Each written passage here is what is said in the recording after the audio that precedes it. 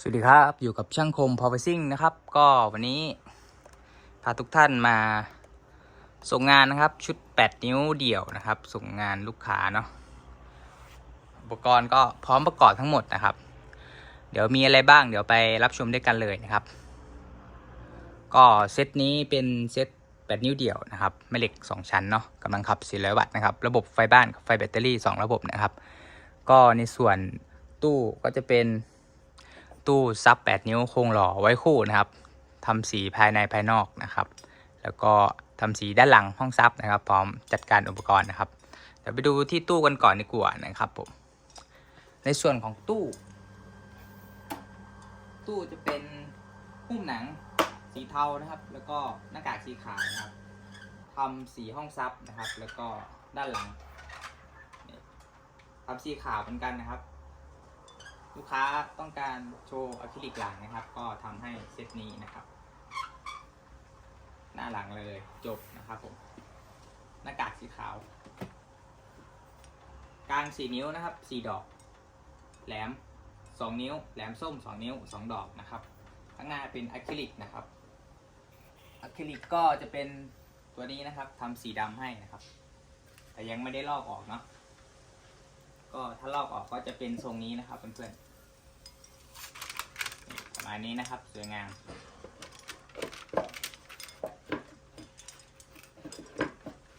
นี่เนาะแต่ยังไม่ได้ลอกออกครับขนส่งไปเดี๋ยวมันจะเป็นรอยก่อนนะครับเลยไม่ลอกนะเพื่อนโอเคนะครับตัวนี้เป็นไฟ2ระบบนะครับเจาะให้เรียบร้อยพร้อมติดตั้งเกจไฟ2ระบบนะครับพร้อมเดินสายให้แล้วนี่ครับเดินสายข้างในเรียบร้อยเอาไปต่อใช้งานได้เลยมีเขียนแท็กบอกนะครับว่าตัวนี้ต่ออะไรตัวนี้ต่ออะไรนะครับลูกค้าจะได้ไม่งงอันนี้ฝาหลังอะคริลิกนะครับฝาหลังอะคริลิกจะเป็นตัวนั้นนะครับตัวใหญ่ด้านหน้าสำหรับตู้ก็จะประมาณขนาดนี้นะครับใส่ซับแม่เหล็ก2ชั้น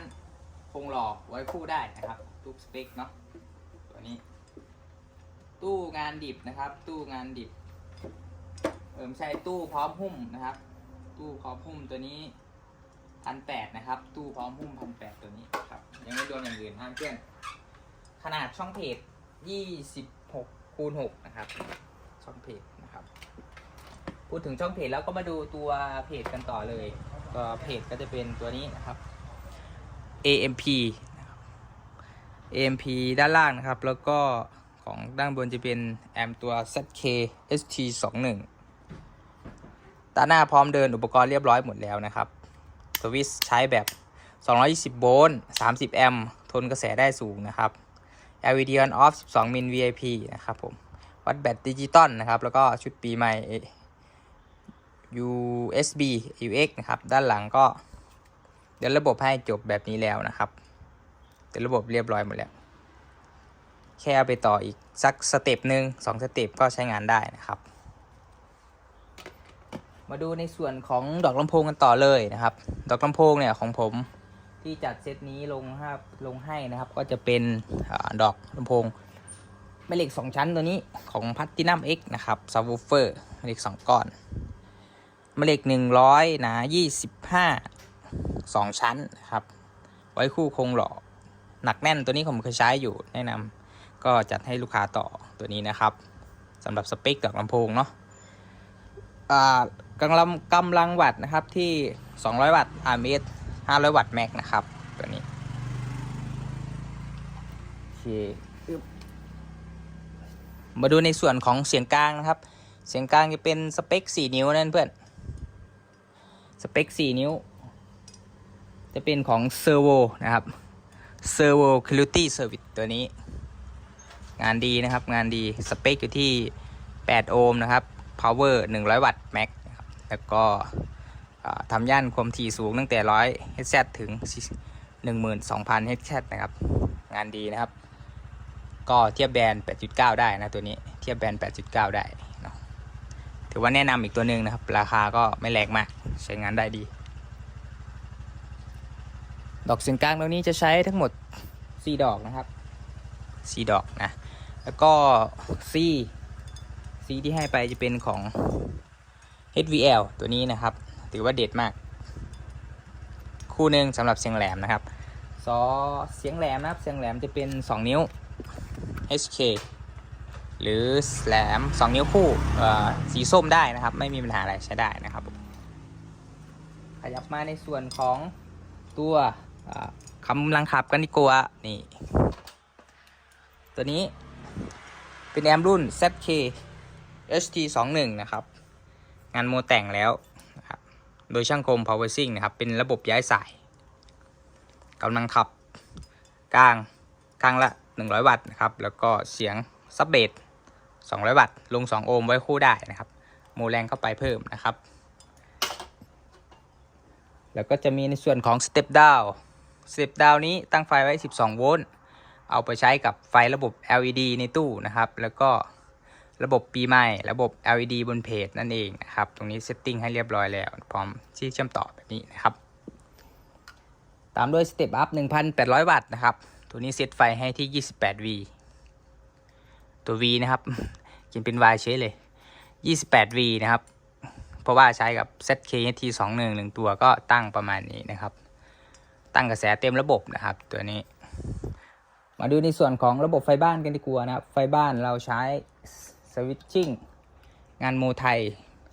ของทีมช่างคม Power Sync เองจะเป็นตัวนี้เซตติ้งไฟที่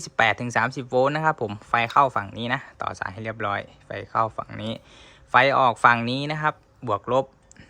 ไฟนิ่งๆนะครับตัวนี้สวิตชิ่งตรงนะครับยิงตรงเข้า Power Amp ได้เลยทนทานแน่นอนนะครับเป็นระบบMOSFET ที่ใช้เกจและขดลวดค่อนข้างจะดีนะครับดูขดลวดขนาดใหญ่ถือว่าเป็นอีกแบรนด์หนึ่งที่แนะนำครับสำหรับช่างคม Power Sync ก็ใช้ตัวนี้ก็น่าจะจบนะมีขนาดประมาณนี้ยัดตู้ได้ดีๆนั่นเองเนาะโอเคในระบบของไฟแบตเตอรี่นะครับไฟแบตเตอรี่ชุดนี้จะใช้อยู่ที่ตัวนี้นะครับ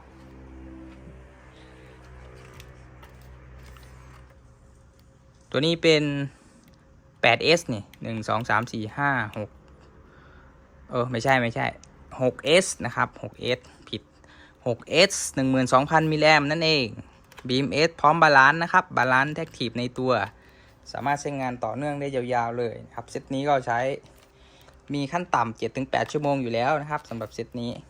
แพ็คสวยๆพร้อมหุ้มครับโชว์งานนะครับ KSM 19-21 โวลต์ 12,000 มิลลิแอมป์นะครับพร้อมที่ชาร์จ 5 แอมป์นะครับตัวนี้นะแล้วก็ติดตั้งตัวฐานรองให้เรียบร้อยที่ตู้นะครับติดตั้งให้แล้วนะครับแล้วก็หูหิ้ว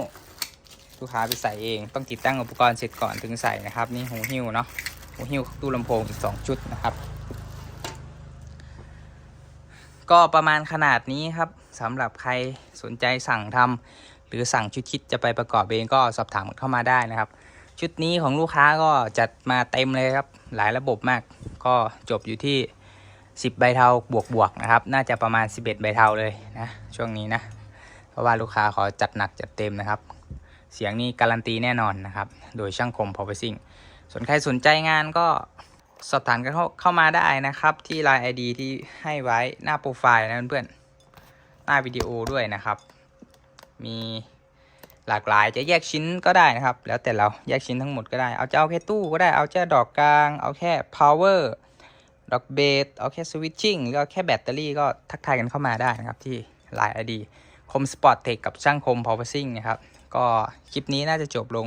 ประมาณนี้นะครับก็อธิบายอุปกรณ์ไปครบลงตัวแล้วนะครับ